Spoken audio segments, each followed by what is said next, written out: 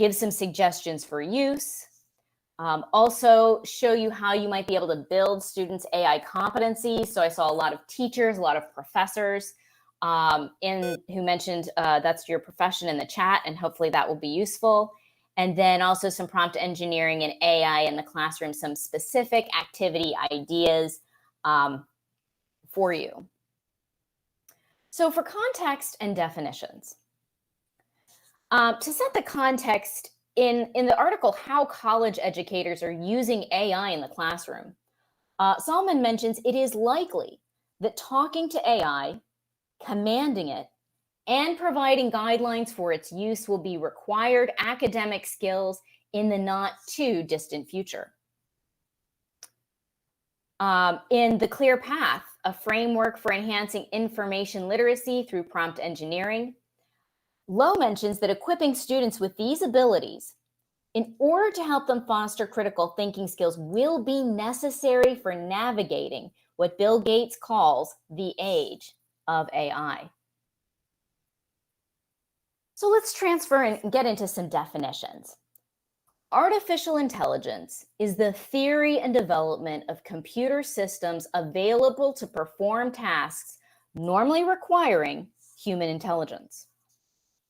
Large language models is a specialized type of AI that has been trained on vast amounts of text to understand existing content and then generate original content. So generative AI, we're getting into more the specific subject matter for this presentation. Generative AI refers to deep learning models that can generate high quality text, images, and other content based on the data that they were trained on.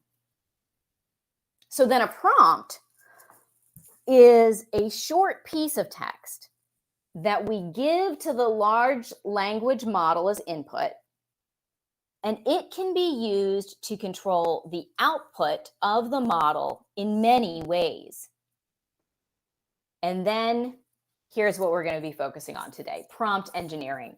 This is optimizing textual input. That's the words that you put in to effectively communicate with the large language model. Specifically for this presentation, I used ChatGPT 3.5 to generate the examples. And since I did that, I do want to go ahead and mention a few limitations. Some of them are specific to ChatGPT 3.5, and then some are just to generative AI tools. But specifically, ChatGPT 3.5 has a really limited scope. This is the free version, by the way. Anyone can access it. It's a free version. It only includes information from 2021 and earlier. And this next bullet and the following bullets, these are true for any generative AI to keep in mind, is that it may respond with factually incorrect information. So the information that it gives you could be false. It's always important to check your sources with generative AI tools. It may produce biases that were present in the training data. And it may not understand the context of the prompt. For example, it may struggle with sort of common sense knowledge.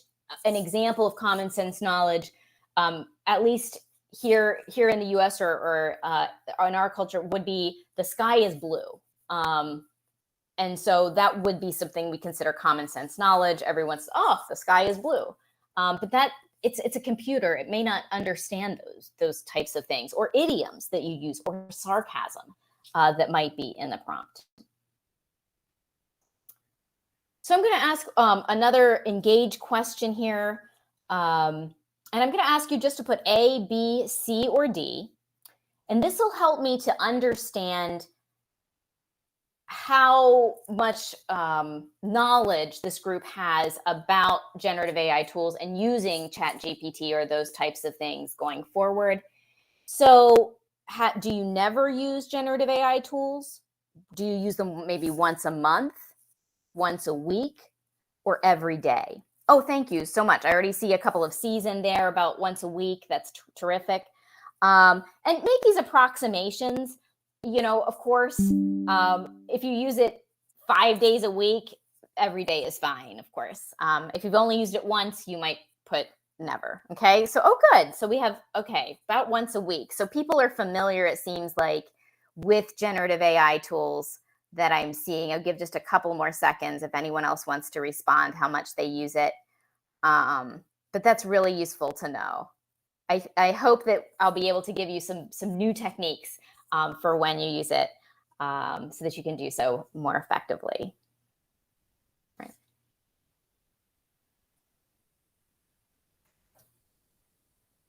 Let's go ahead and move on, but you're welcome to always continue to add to the chat.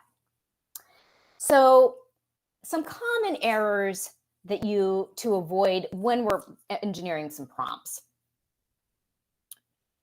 One thing is lack of context. Remember when I was talking about large language models and saying they come from huge databases? ChatGPT has access to huge amounts of data.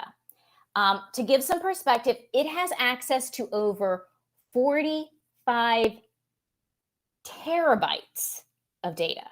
So it really needs those prompts to be as specific as possible, so it's drawing the right information to give you in that output. There's lack of structure. Really, GPT performs best when prompts are pretty highly structured. Not too structured, we don't want to overdo it, but pretty highly structured. There's a concern about lack of specificity. Vague prompts result in vague and unreliable. Key. I will talk about this several times throughout this, unreliable outputs.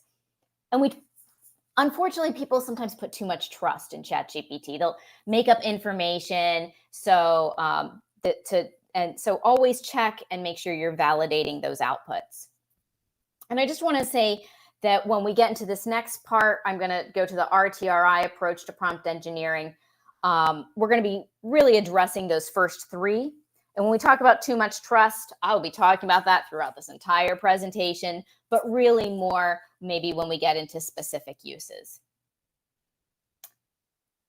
So when we think about prompt engineering, something that's so important to keep in mind is that it's not just science. Prompt engineering is both an art and a science. And so I'm about to give you some suggestions. Please keep in mind that these are not the only way to engineer a prompt. You're already engineering prompts, as you've shown me. But these are some ideas to maybe make those prompts a little more effective and hopefully give you the output that you need to save you time, to make your work, either as an instructor, as a researcher, as a student, more efficient. So the first thing that R stands for is role or context. I must admit, their context is often part of this piece. Who is the AI supposed to be? Task. What does the AI need to do? Requirements. What does the output need to include? Maybe contain or be. And then for instructions, what else does the AI need to do? So let's dig a little deeper into each of those R's to explain what some examples of these. And you'll notice here that I actually underlined words that you might want to use in your own prompts. For this particular slide, I will clarify that this is for this particular slide. So who is it supposed to be? You are a university ESL instructor. You are a college student studying economics. You might ask it to respond as an English literature professor at a university in Kerala, or act as a researcher writing a proposal for the U.S. Commerce Department. Well, what does the AI need to do? So you might ask it to write 3 multiple choice questions. Something I'm going to point out here before I go on this slide is that you'll notice that the icons are consistent for the next 4 slides, and that's because they're building different prompts depending on the role and the context, the task that can be put together. In a moment, that very top one, that kind of instructor piece, I'm actually going to show you what ChatGPT gave as a response to that prompt. I'm not going to do that for all of them. I will be sharing a a PDF of my presentation at the end. If you want to go back and try some of these prompts for yourself to see what they would generate, that's terrific. But we're not going to look at all of the outputs during the session. So to continue, the next one for the student over here, we had a college student generate an essay, ideas on factors that contribute to the current job market in India. Provide a smooth transition between 2 paragraphs below. Or as a researcher, give me tips on how to write an effective proposal. Something I want to point out, and I have a couple of these call outs, is you can ask it to help you do what you want to get done. So if I need to write a proposal, I might ask ChatGPT, well, what are some of the things to help with that? Again, all of those may not be great ideas, but most likely you'll get probably some good, we would call them like good nuggets, some good things that you can move forward with to help you with whatever task you're trying to accomplish. Then requirements. What does the output need to include container be? Here I underline things that were really specific to just show you some of the specificity that can be helpful to put into your prompts. Test students who have a CEFR A2 level of English on future tense. List the benefits and challenges of ideas generated. Write the response in the style of typical submissions to the Journal of Contemporary Literature. Use the Office of Global Program grant requirements when making suggestions. So here are just some of the specific requirements. And I wanted to call out on this page, the style of. You can ask ChatGPT to put something in a specific style. Put it in a specific style of the Shakespearean play. Put it of a famous speaker. It might be, for me, I might say, put it in the style of Hillary Clinton. She had very many great speeches. So just depending on what you particularly would want to call out. What else does the AI need to do? So again, you may need this for your prompt, you may not. Something that I added to the prompt that I'm going to give you the example of in just a moment is for each question, identify the correct answer. So I've asked it to give me a quiz. Remember here, they're going to be having that quiz on future tense that I mentioned, the multiple choice questions.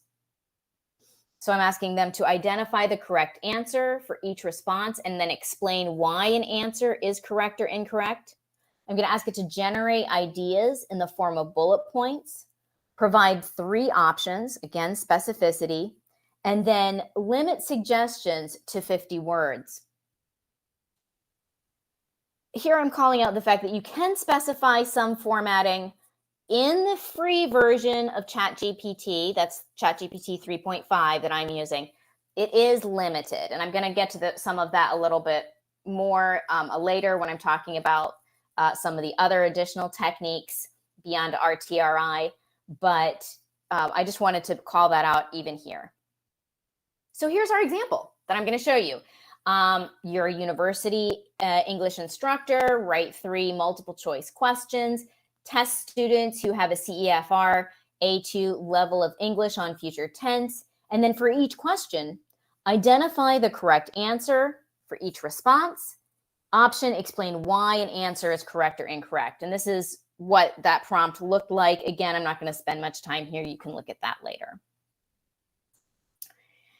For those of you who may be less familiar with generative AI tools, I noticed a few people responded that they use it weekly. That's my use as well. I use it more on a weekly basis, more for work. So I'm not using it necessarily on the weekends, which I'm guessing might be somewhat similar for you. But a lot of people didn't respond. So I'm guessing this may be a little bit newer, and that's great. So you would need to get a ChatGPT, like set up an account. It is free. And then this is a screen that you would receive when you first log on to ChatGPT. So you'll notice to the left-hand side, you have your chat history. And the left-hand side at that top left corner, it actually says new chat. So That's where you would click to generate a new chat. On the main screen, you'll see at the top, you have ChatGPT 3.5 and ChatGPT 4. If I had a subscription, I believe I could probably toggle between which version I wanted to use. Then below that, you have ChatGPT and some suggestions from ChatGPT itself to help you to understand the engine, to maybe give you some suggestions and ideas of what it's capable of and how you might use it. So then at that very bottom place, you have the place where you paste or you write your prompt. And so I just copied and I pasted the prompt that we just looked at. I pasted this prompt there in the bottom. And when I clicked enter, it gave me this screen. Notice on this screen, you still have your history to the left. You're still able to generate a new chat at the top, that top left corner, and that's in the black column there on the left. And then on the main screen, you have your prompt, which is at the very top. It's the same prompt that you just put in. And then below that, it gives you your output. And what it was, I didn't show all 3 questions. I will say that in the appendix, again, once you receive that PDF, you can look and see what all 3 questions were. But for question 3, you'll notice that this was the one that I wanted to call out. You have which sentence is not in future tense. It gave me my 4 possible answers. It gave, remember I asked it for the correct answer? Well, it gave me the correct answer. Correct answer, here's what it is, C. And then it also gave me an explanation. I said, well, explain, that was part of my prompt. I was like, explain why. Why is this the correct answer? And so it provides an explanation. A few things I will say is that for this quiz, if I was actually going to use it, I would change a couple of things. In fact, in a moment, I'm going to use this as an example to show you how you can change your prompt, because prompt engineering is such an iterative process. We're doing this kind of over and over, refining our prompt. So, but just off the top of my head, let's say I decide I'm not going to use a different prompt. I'm just going to use this one. You know, I might change the correct answer. I'm not completely happy with that.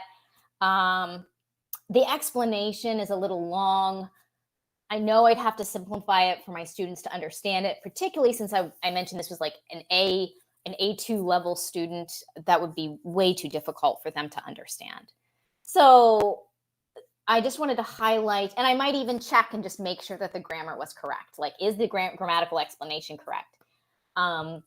So just some things that I would do that's important. I never take it on face value.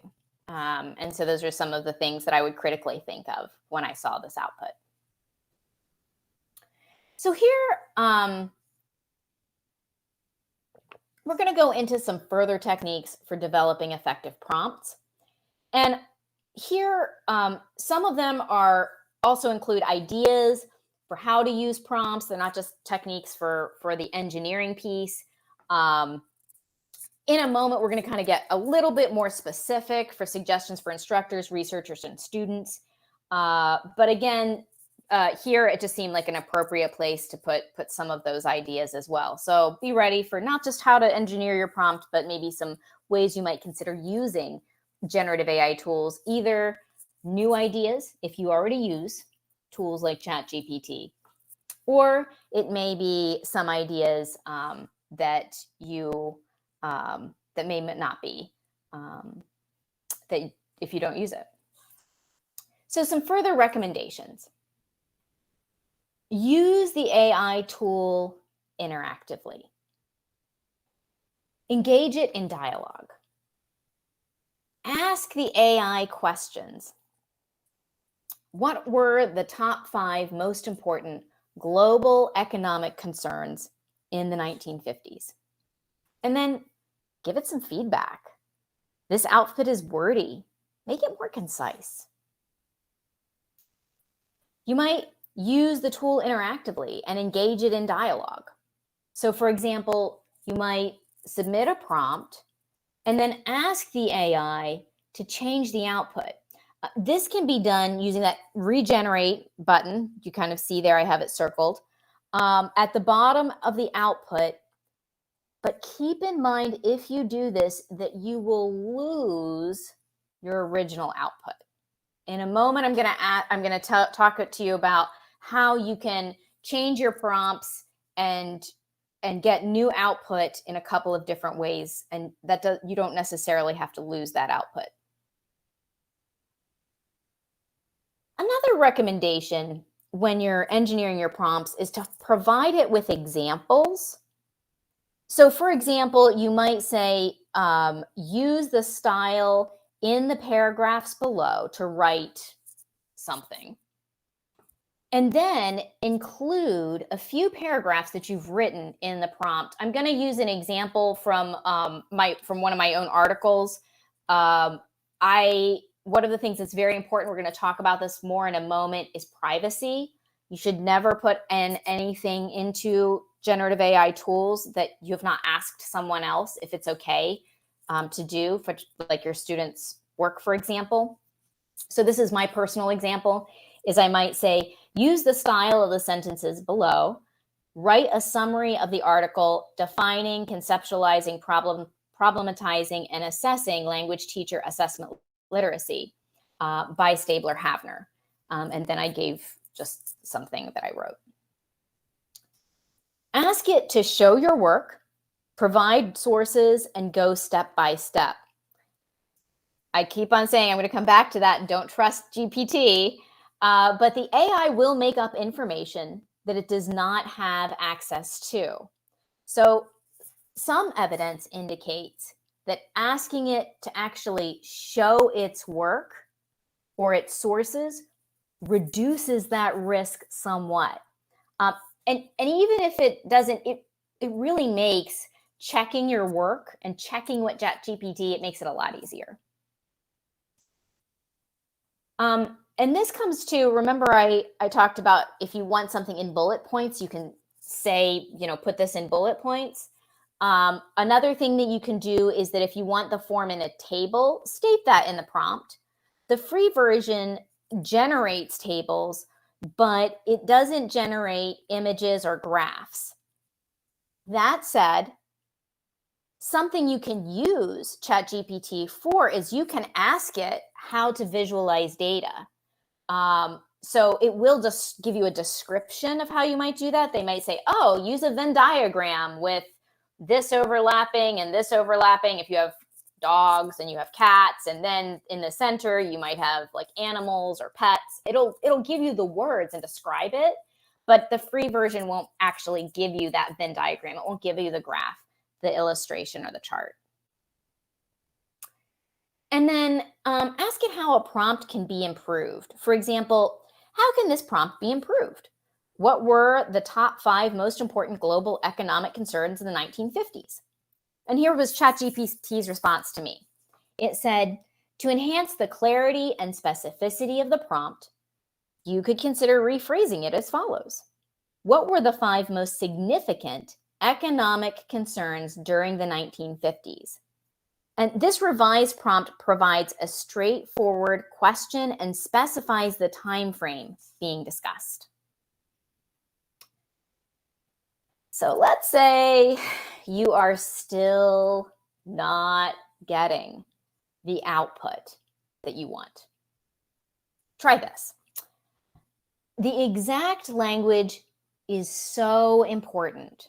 So try different words, phrases, and verbs. Use words like condense instead of write. Also, reorder the parts of your task. This means you may change the order of RTRI. Check, edit, change the punctuation. This may not matter, but it's worth a try. And then just start a new chat. Remember when we were looking at the ChatGPT screen, and on that left-hand side at the top, I said that at the very left corner, you could click that Start a New Chat button. Try it, starting a new chat. That's been something that's been effective for me. Now I'm going to go into 3 different ways to refine your prompt using ChatGPT. And I did revise the prompts that we had before. Before I had write 3 multiple choice questions, and now I say 5. I had CEFR level A2. I said, okay, well, let's go with B1. I also thought that I said future tense and I wasn't very specific about that. I thought, I really should say simple future tense to make sure I'm getting more of the questions that I'm looking for. And I mentioned before, that explanation was a little long. So here I say, just do it in 2 sentences. I want something pretty concise. So there are a couple of ways that I might input this new prompt into ChatGPT and see what it would generate. I might change it on the document and then copy and paste it into that new chat box that I showed you before. If I want to keep it in the same chat thread as the original text, I might just paste, there's a box at the bottom below the output you had your prompt, your output, and then it has a little box that you can put in the revised prompt, and I might generate it so it's all part of that same thread.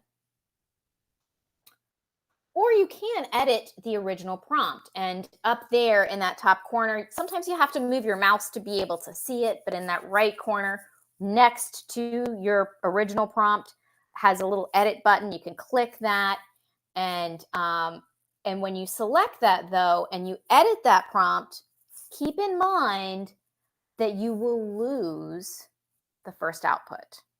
So if you liked anything about your original output, you're going to either want to copy and paste it into a new document, or you're going to want to take advantage of one of those other options, either just putting it below the chat or starting a brand new chat. Sometimes we can be frustrated when we try to put a prompt in. So keep in mind, though, that not all prompts need to be the same level of detail to be effective. If you just want to have fun, or you're new to ChatGPT and you just kind of want to play around, please do it. For example, you might want to say, please write me a sonnet about dosa. And it will write you a beautiful sonnet about dosa, maybe eating breakfast of, having a delicious dosa in the morning. You can tell I'm kind of hungry. I haven't had much breakfast. Or don't get overwhelmed to create a perfect prompt. Again, if your goal is to have fun and to stimulate your own creativity, you don't need to sit down and look at this and be like RTRI and do I have all these components and have I done all of these other things? Don't get overwhelmed by it. Prompt engineering, it's really very much an iterative process.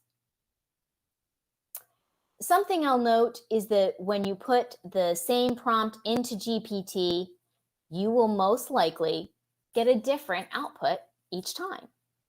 The response is likely to be similar, but not exactly the same. Some exceptions would include math problems. So if I put in what is 2 plus 2 into ChatGPT, it's going to tell me 4 each time.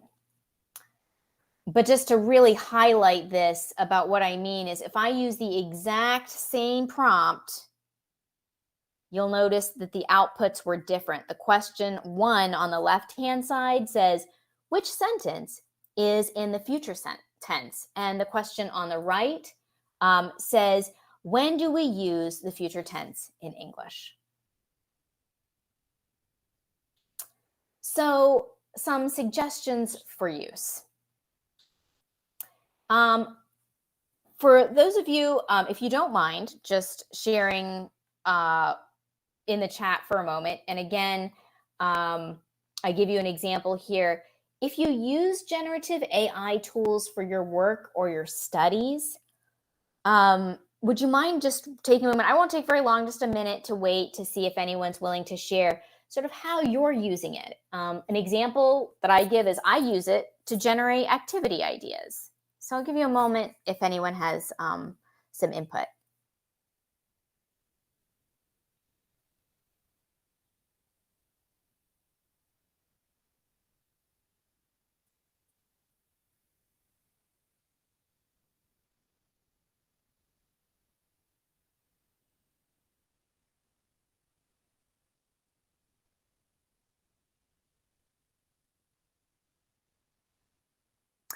Love this. Okay, so generate MCQs.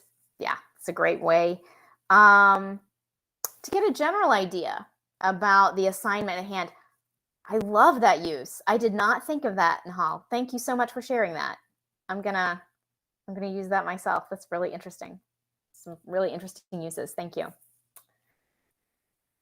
All right, so going on to some suggestions for instructors. Personalize tasks and activities for different levels of proficiency in a class.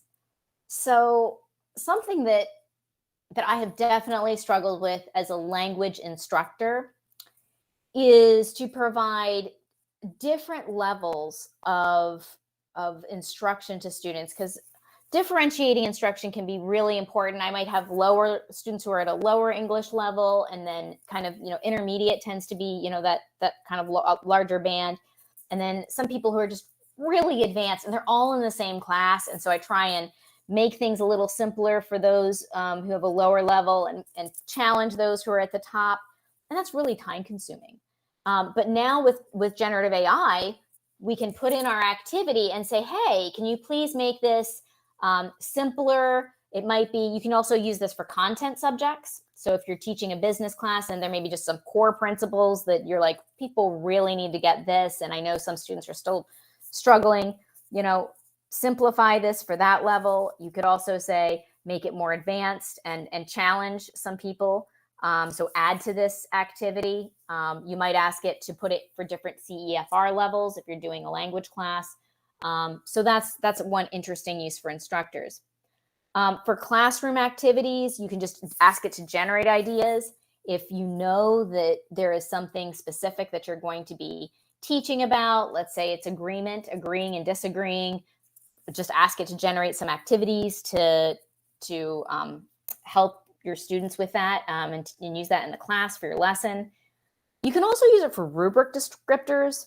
If you know the types of things that you want to evaluate, for example, maybe you want to evaluate in a writing task, you want it to be the content.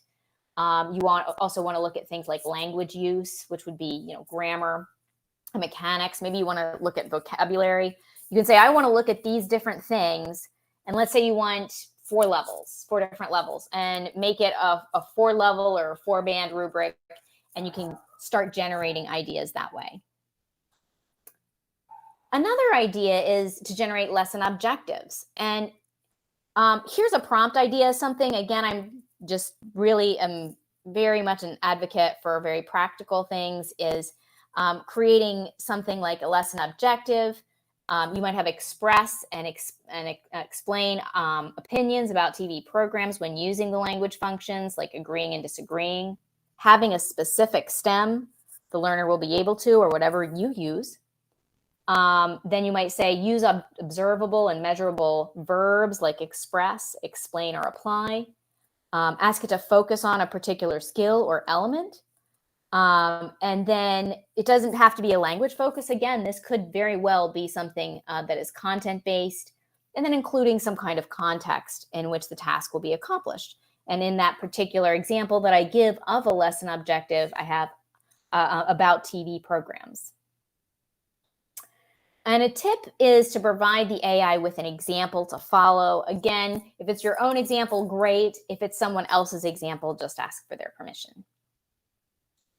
So some suggestions for researchers and students. You might ask the AI to make language more concise, provide feedback on your writing. And these are ways that I've used GPT for my research. You might ask it to generate transitions between paragraphs, sentences, and ideas. So give it a paragraph, or give it several paragraphs, or even a paper, and ask it to put in those transitions. You may want to ask it to also identify where they put the transitions in, so it's easy for you to know, and when you're going through and proofreading what the AI has done. You can use it as a thought partner to help you generate ideas if you're kind of stuck. And then formulaic language for reporting statistical results. So you might say something like, how do I report these paired T test results using APA formatting?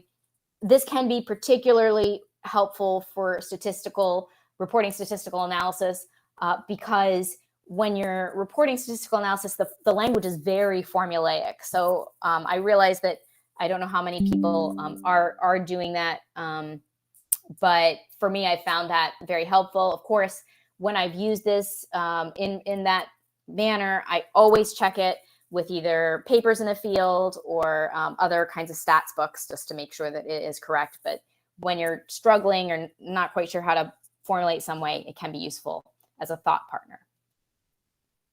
Privacy.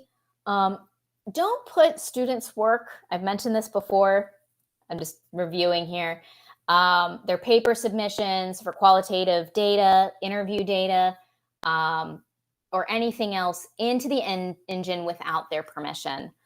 This will make it publicly available. This means that ChatGPT can go in and use and draw their data and give it to someone else in some other kind of response. So keep that in mind. And this is important because a use case for AI to assist you, it can be used to assist with grading.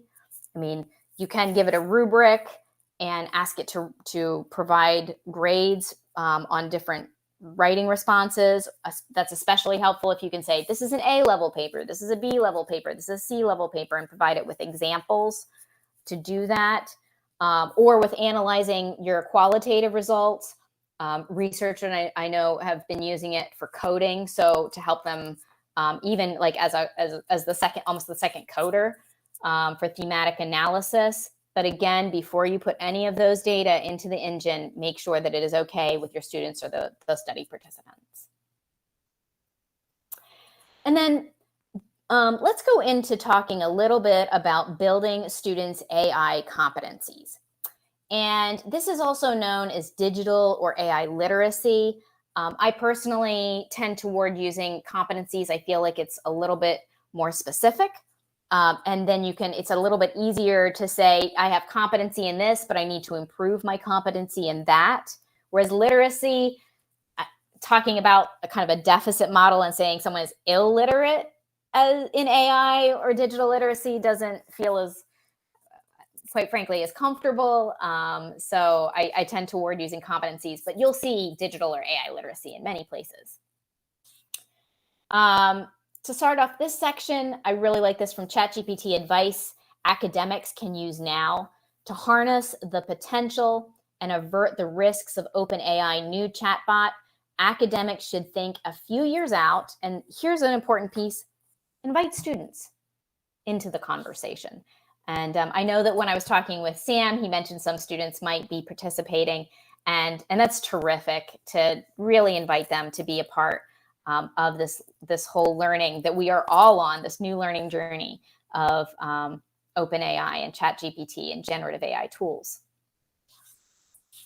So some suggestions for building their competencies. First of all, teach them how to engineer effective prompts.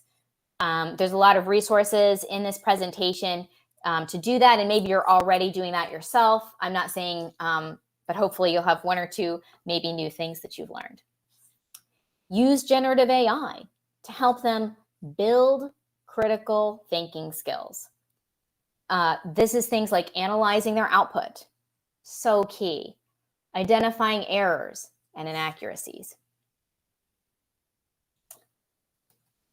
Provide explicit expectations and opportunities for clear conversations with students about expectations. And I'm going to provide just some rules that you may want to use. You don't have to, but some things is provide clear class rules for AI use. These rules may differ from institution to institution. So starting at that top, either your company or your academic institution may already have policies around this. Of course, follow those first. But how those are interpreted or used may vary from teacher to teacher. So two teachers may have different ideas of what they want their students and how they want their students to use or leverage AI tools. And it may vary subject to subject. I may be teaching a language class and a literature class, and I may have different rules for the expectations of how AI will be used in each one of those. And then when possible, collaborate with your students to write the rules. As a teacher, I always like to draw in my students to write the classroom rules at the beginning of a semester or course. And the students, a lot of times, they know what's important. They know the rules that they should be following in a class. And it's the same with AI. You know, they know that they shouldn't write ask the AI to write the paper and then just hand the paper. They know that's not okay. And so just, asking them to collaborate and make sure that they're a part of those rules. And then, unless of course your task is to do that, but I won't make it more complicated than it needs to be. And then explain and give examples of the rules in action and check for student understanding of the rules. And here are some ideas. You don't have to use these rules, but there may be some that you would find useful. So don't trust generative AI tools. Assume they're wrong until you prove otherwise. Verify everything the AI produces with at least one peer-reviewed source, and when possible, and then also cite your evidence. And then provide original sources. Find them that are cited in the AI. And this is particularly important to me because I use AI as a brainstorming partner sometimes in my research to just delve into new topics. And I always ask the AI to provide me with references. And it was a very helpful session, but I will say that what the AI said and the references it provided to support, the references were very good references. I actually found them incredibly useful, but they were not on the topic that the AI had provided content for. Very important to check those sources if you get them from ChatGPT, because they may be incorrect. ChatGPT will make up things if it doesn't know. Quality is your responsibility. It's important to generate high quality prompts, because if you generate low quality, probably your output, it's not going to be very good. And then when using generative AI tools, do so thoughtfully and purposefully. The rules can be very positive. It doesn't have to be punitive or negative all of the time. Students, encourage them to supplement their learning using AI tools, stimulate their thinking, brainstorm different ways to express their thoughts. Don't let the AI is another possible. Don't let it stifle creativity, your independent thought, your personal voice. Instead, make sure you're using the AI to stimulate creativity, critical thinking, and personal expression. Students also should use AI tools responsibly and this is from an American university, it's from Walden University. This may not be appropriate for your context, so I will give that caveat. But if you or anyone you know is doing research or publishing in a US-based context, if you're planning to come to the US, providing citations when using whole sentences or paragraphs written by an AI-assisted writing tool, this is the same as they should use if they're using direct content from another source. So if I'm going to quote something from Shakespeare, I keep on using that example because it's an easy one, and I think everyone knows who Shakespeare is. I'm going to quote something. I'm going to say, this is from Shakespeare, and I'm going to quote it. And then include AI-generated prompt and output transcripts in the reference list. So let's say I generate more than a sentence, or I generate a paragraph, and I include that in my reference list. One of the things Walden University, this was new, I learned from them, this was a new idea, is to include that prompt and output transcripts in their appendices. That was very interesting. Now, this is from Walden University, and I also, in a moment, mention this here, is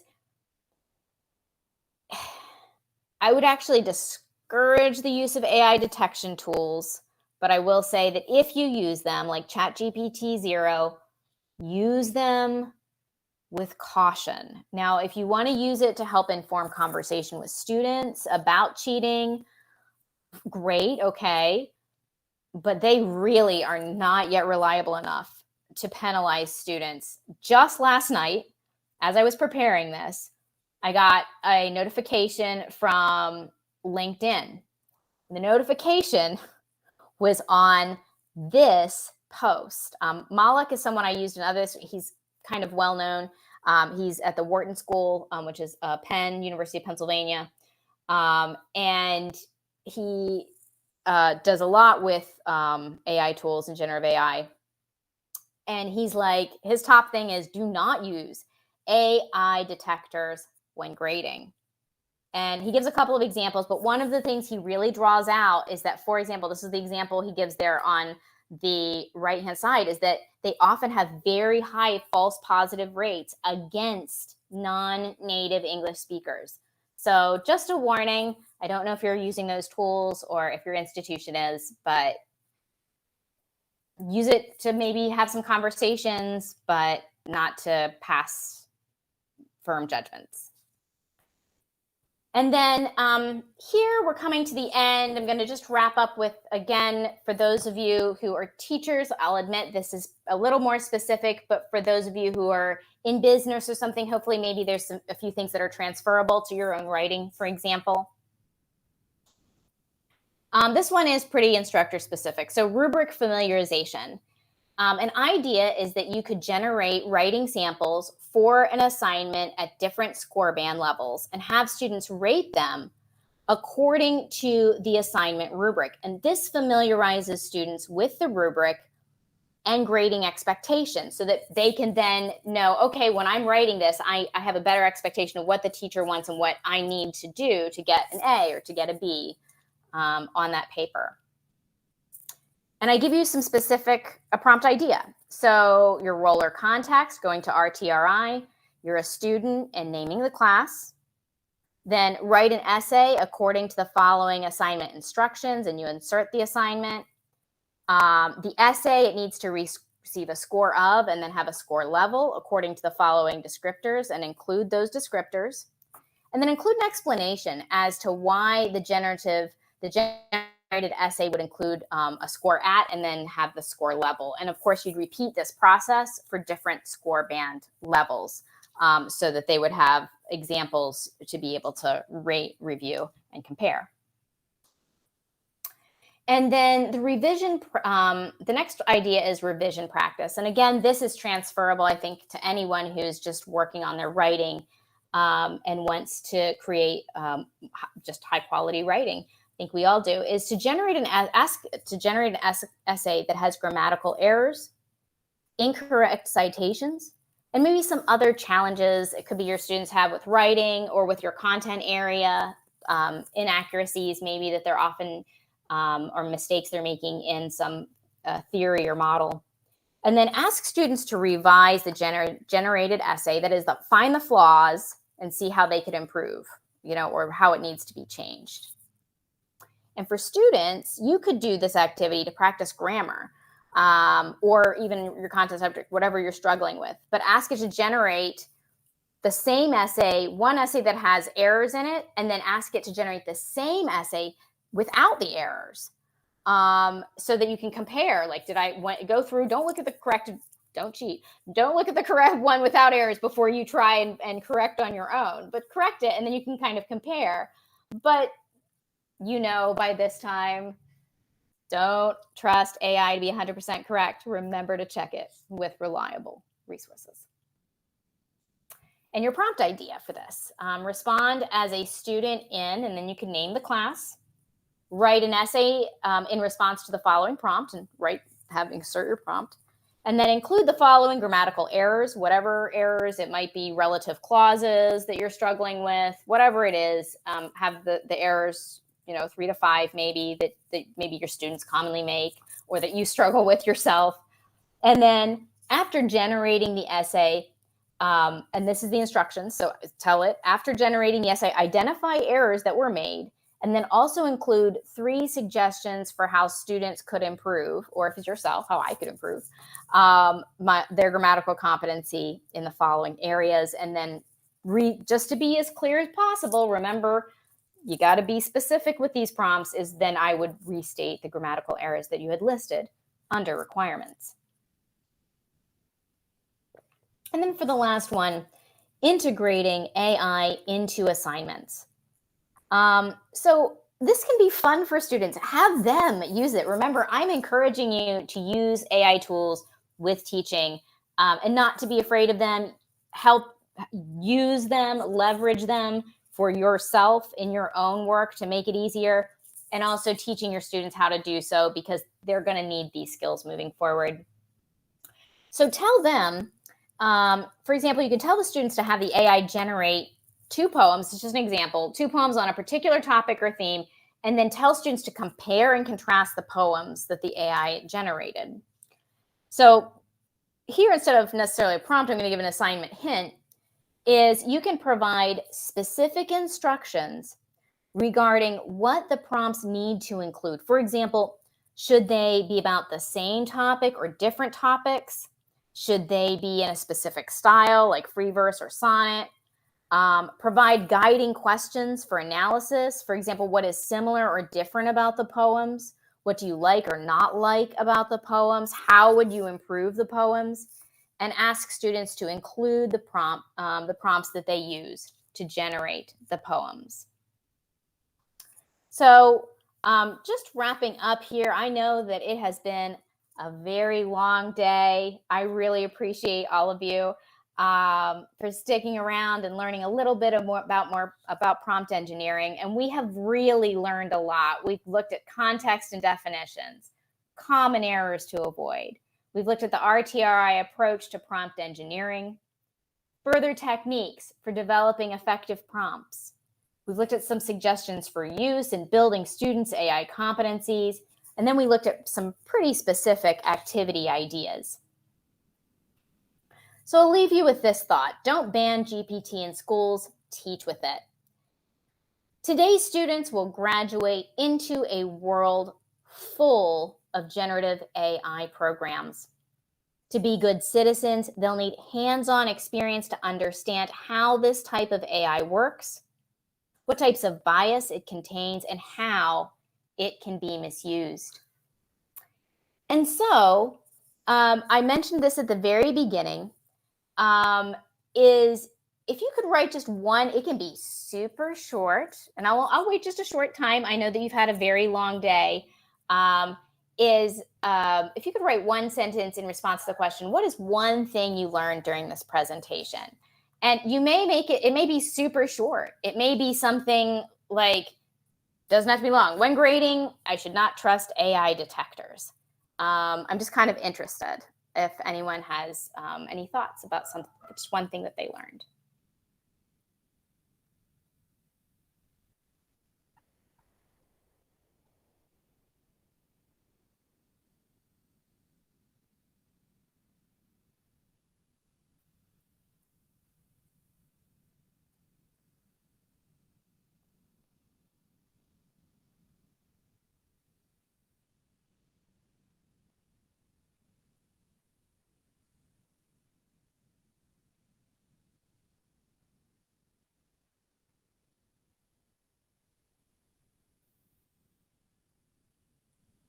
Okay, I'm going to say that's fair.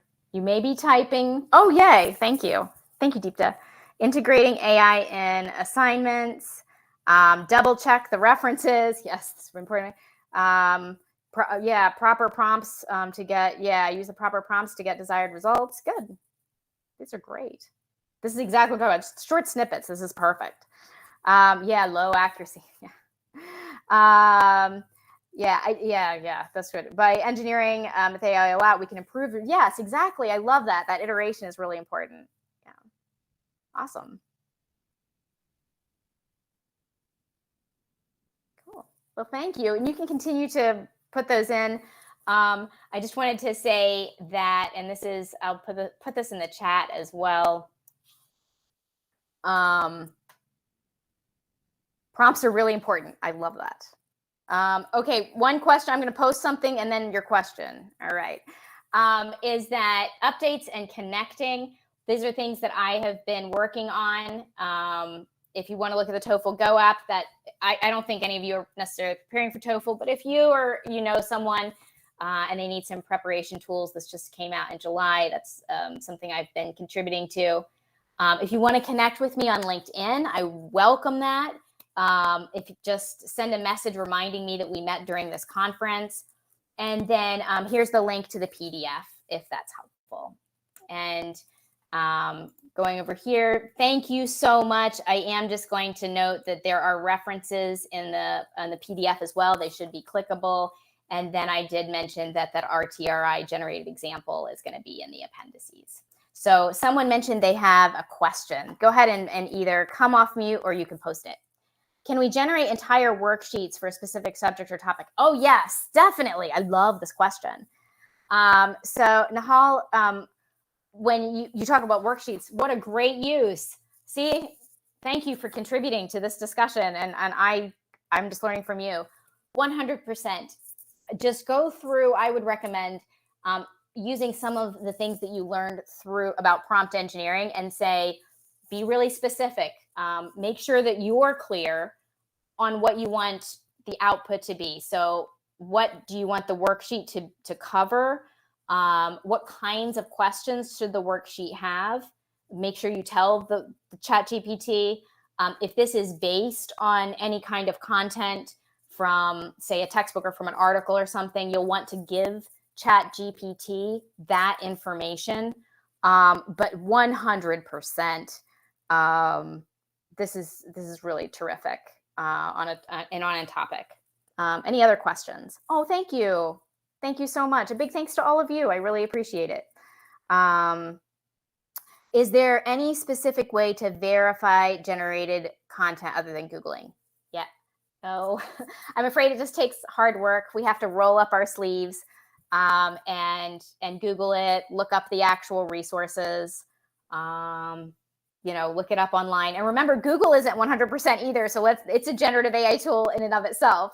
So make sure whatever you find in the Google that it's also verifiable. For example, Wikipedia is a great source and it can be a good starting place. But again, anybody can contribute to a Wikipedia page. So just make sure, any kind of tool like that and it's important if it's high stakes. For example, it's going to go into one of your publications. You want to be really careful that that information really is true. Great questions. Any other questions?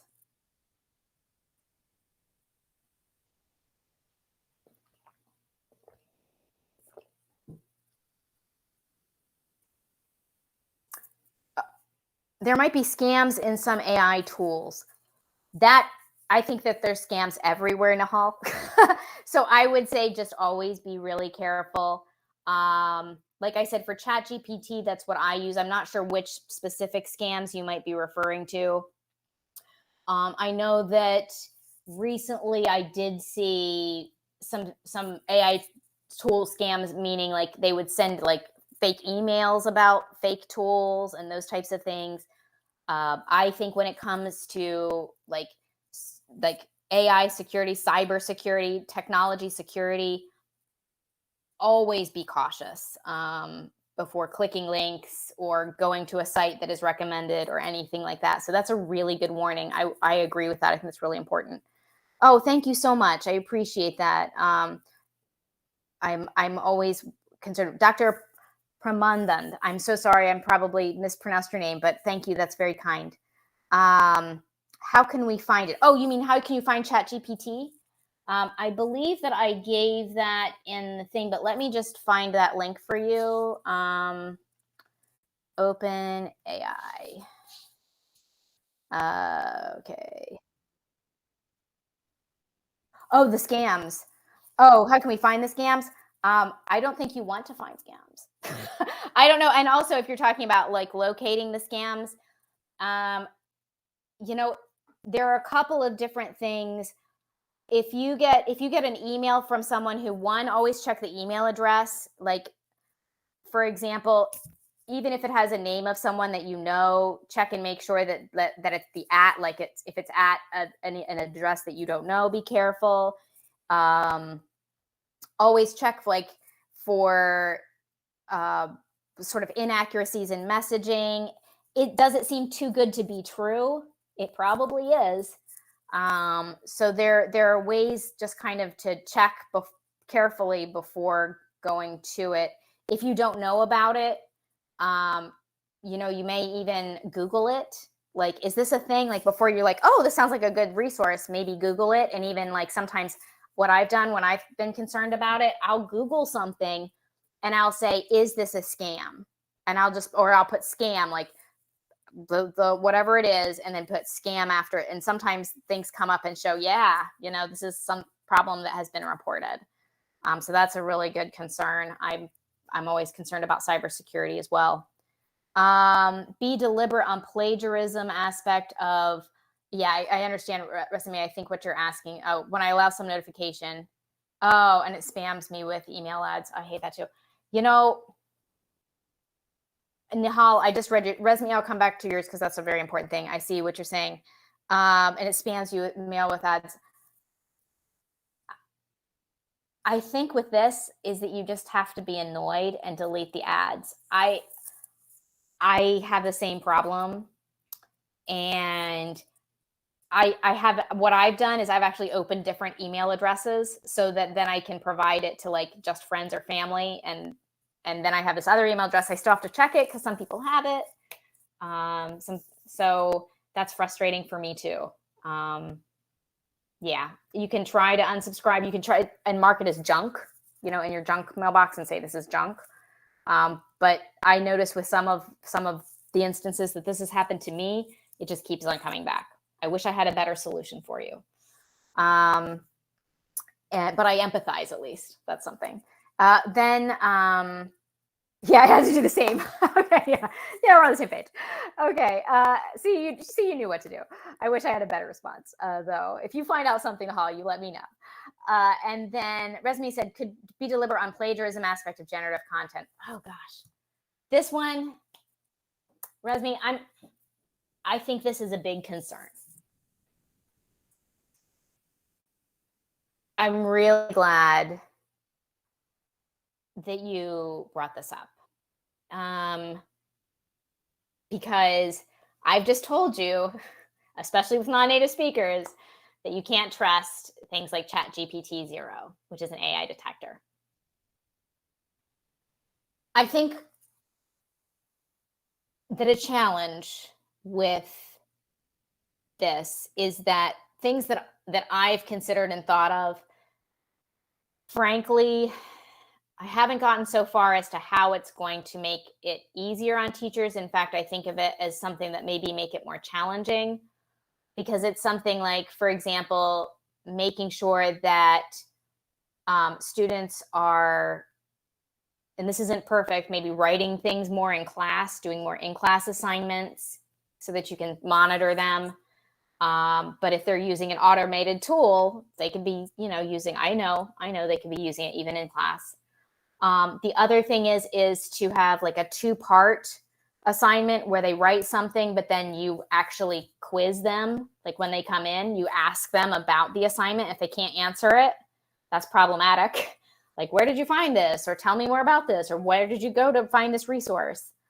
And looking up resources on your own. There's a silver lining to everything, and that is that there is concern on one hand that AI tools are reducing the need for certain jobs. I'm sure I'm not telling you anything that you haven't heard or that you don't know. But maybe this is like a new area. Lots of times when new technologies come, it means more jobs in other areas, like prompt engineering. People, when I did this, I work with prompt. I'm not, just to be clear, I'm not a prompt engineer.